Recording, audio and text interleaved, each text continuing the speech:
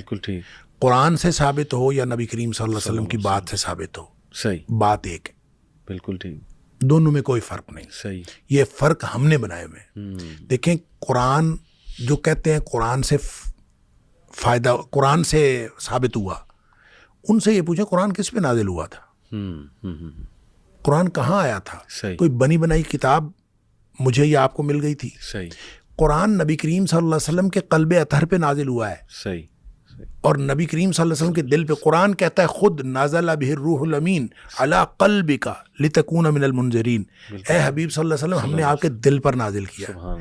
اچھا، اب آپ یہ بتائیں کہ دل کی بات کسی کو دوسرے کو کیسے پتا چلتا ہے؟ بالکل. میرے دل میں کیا ہے آپ کو کیسے پتا چلے گا؟ بالکل یا میں ہے. بولوں گا، بالکل. یا میں کچھ کروں گا، صحیح. کوئی ایسا میں جیسچر دوں گا تو آپ کو پتا چلے گا میرے دل میں کیا ہے.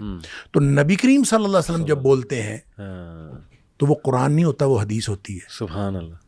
نبی پاک صلی اللہ علیہ وسلم جب بولتے ہیں ما صدر عن النبی من قول او فعل او تقریر، آپ بول لیں تو حدیث ہوتی ہے، آپ کچھ کریں تو حدیث ہوتی ہے، صحیح. اور آپ کسی کا عمل برقرار رکھیں تو وہ بھی حدیث ہوتی ہے. صحیح.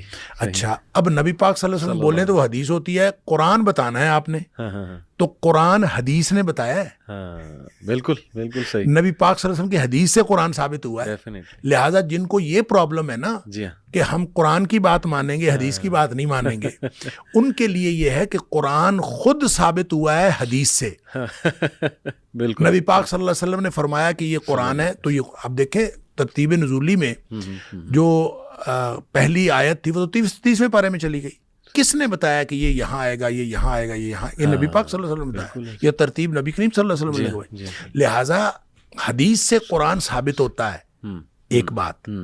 دوسری بات یہ ہے کہ حدیث کو حلال و حرام کے حوالے سے اللہ نے قرآن میں اتھارٹی دی ہے نبی کریم صلی اللہ علیہ وسلم. صحیح. سورہ اعراف کی آیت نمبر 157 میں صحیح. اللہ تعالیٰ فرماتا ہے وَيُحِلُّ لَهُمُ الطَّيِّبَاتِ وَيُحَرِّمُ عَلَيْهِمُ الْخَبَائِث. جہاں نبی پاک صلی اللہ علیہ وسلم کی ڈیوٹیز کی بات کی، آپ کے فرائض کی بات کی، اس میں فرمایا یہ ان کے لیے